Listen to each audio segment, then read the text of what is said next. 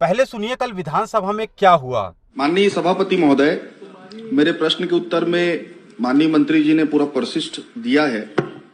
मैं माननीय मंत्री जी से पूछना चाहूंगा कि 16 नंबर परिशिष्ट में जो 16 नंबर का पॉइंट है जी, उसमें आपको जो शिकायत है वो प्राप्त हुई है 23/4/2025 को, और आपने उसका समाधान किया है 16/12/2025, मतलब लगभग 8 महीने।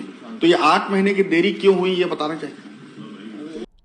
रायगढ़ में फ्लाई एश डंपिंग को लेकर सवाल उठा। विपक्ष ने आरोप लगाया कि सरकार कार्यवाही नहीं कर रही है। अब मंत्री ओपी चौधरी का जवाब भी सुन लीजिए, उन्होंने क्या कहा। 3-4 जगह का, चाहे बोतलदा हो, चाहे चोड़ा हो, चाहे बानी पाथर हो, अभी भी फ्लाई एश वैसी को वैसी पड़े हैं। आपके अधिकारी आपको गलत जवाब दे रहे हैं, क्या उनके ऊपर कार्रवाई करेंगे? माननीय सभापति महोदय, मैं आपको अवगत कराना चाहूंगा कि जो पिछले सरकार के समय में कार्रवाई होती थी उससे 10 टाइम्स ज्यादा कार्रवाई ट्रांसपोर्टिंग के मामले में हो रही है। मैं आपके माध्यम से सदन में दस्तावेज भी प्रस्तुत कर सकता हूं। बताना भी चाहूंगा कि जो ट्रांसपोर्टेशन है, महोदय, मेरा बहुत स्पेसिफिक प्रश्न है। माननीय मैं सभापति महोदय का और माननीय सभापति महोदय, आप मुझे 2021-22 में इनकी सरकार के समय में एक भी कार्रवाई नहीं हुई, जीरो कार्रवाई हुई है। 2022-23 में जीरो कार्रवाई हुई है।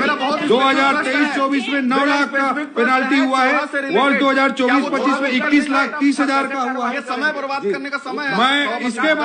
मैं इसके बाद अवगत कराना चाहूंगा। मेरा पॉइंटेड प्रश्न को उत्तर दे दें। मैं माननीय सभापति महोदय, मैं परिस्थिति बता रहा था, चाहे वो फ्लाई एश डंपिंग का मामला हो, चाहे ट्रांसपोर्टिंग का मामला हो। सम्मानित सदस्य उमेश जी ने जो विषय मुझे बताए हैं उससे मैं निश्चित रूप से उनसे सारे विषय ले लूंगा, जानकारी ले लूंगा, और कहीं पर भी कोई कमी होगी कार्रवाई के संबंध में। दे रहे थे 21-22 में 0, 22-23 में 0, और भैया लॉकडाउन तो आप लगा कर रखे थे केंद्र से। 21-22 से 22-23 तक पूरा लॉकडाउन नहीं था। लॉकडाउन आदरणीय मुख्यमंत्री बघेल जी बहुत अच्छे तरह से अवगत थे कि वो लॉकडाउन कब से कब तक लगा था। 23 मार्च 2020 की तारीख, 23 मार्च 2020 की तारीख, कुछ महीनों तक लॉकडाउन था। 24 महीने तक आपने जीरो कार्रवाई की ट्रांसपोर्टेशन। अब सवाल यह है, क्या यह समस्या आज पैदा हुई है? रायगढ़ वर्षों से औद्योगिक जिला रहा है।